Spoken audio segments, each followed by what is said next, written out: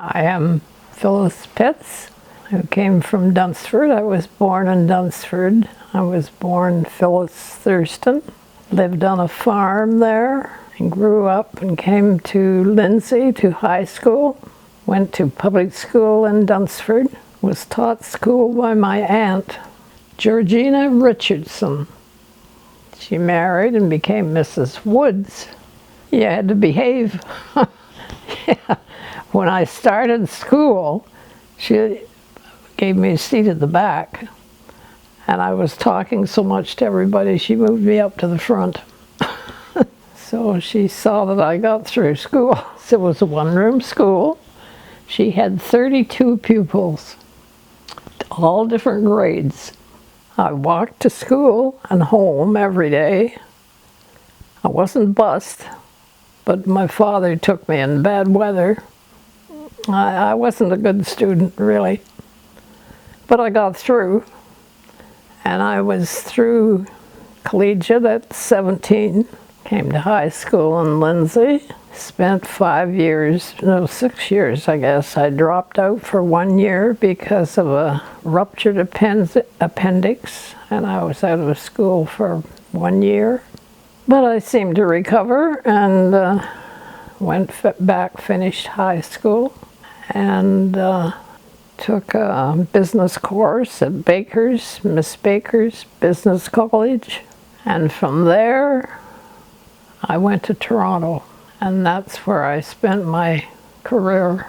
Started to work at 18, and I grew up on a farm outside of Dunsford, down at Greenhurst, and it was mixed farming, dairy cattle, and selling milk to the cottagers in Greenhurst.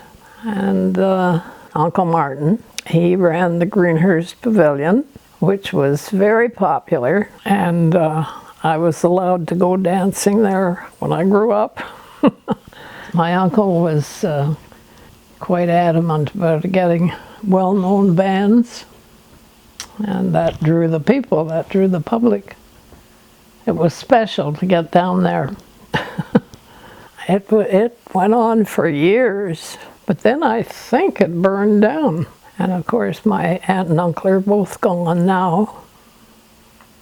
During the Depression, I recall reading somewhere that the tramps used to come and up to people's homes. Yes, they did, in Lindsay. And they used to mark the homes where they got food. And I remember my aunt, they lived on Peel Street, and I remember her saying, you know, she said, "I'm sure there's a mark on this house because there are so many people coming to the door."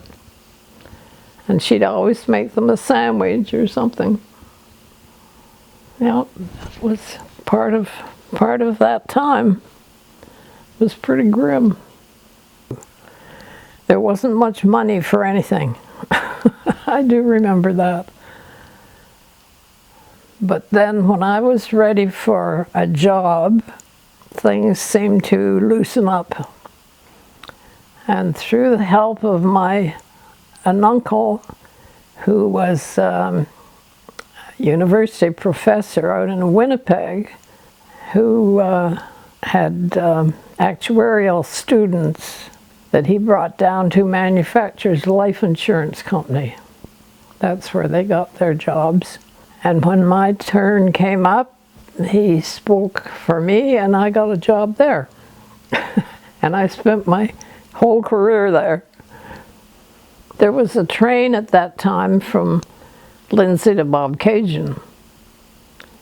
And I would come up from Toronto, windows open in the hot weather and soot flying in. As I grew older, I always traveled.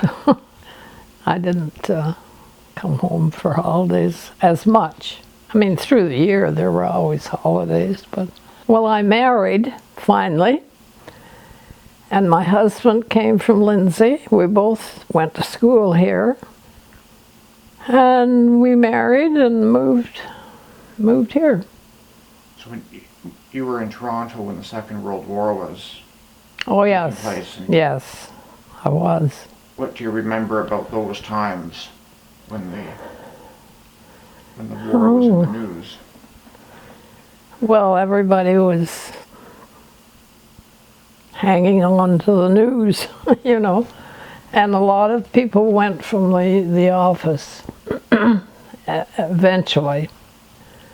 A lot of the fellows left, and the girls had to take over the jobs. When they came back, there was a real shuffle, you know. I've been very fortunate in many ways. I went on trips with my aunt and uncle, went to see the Parliament buildings in Ottawa with them. Always liked to travel.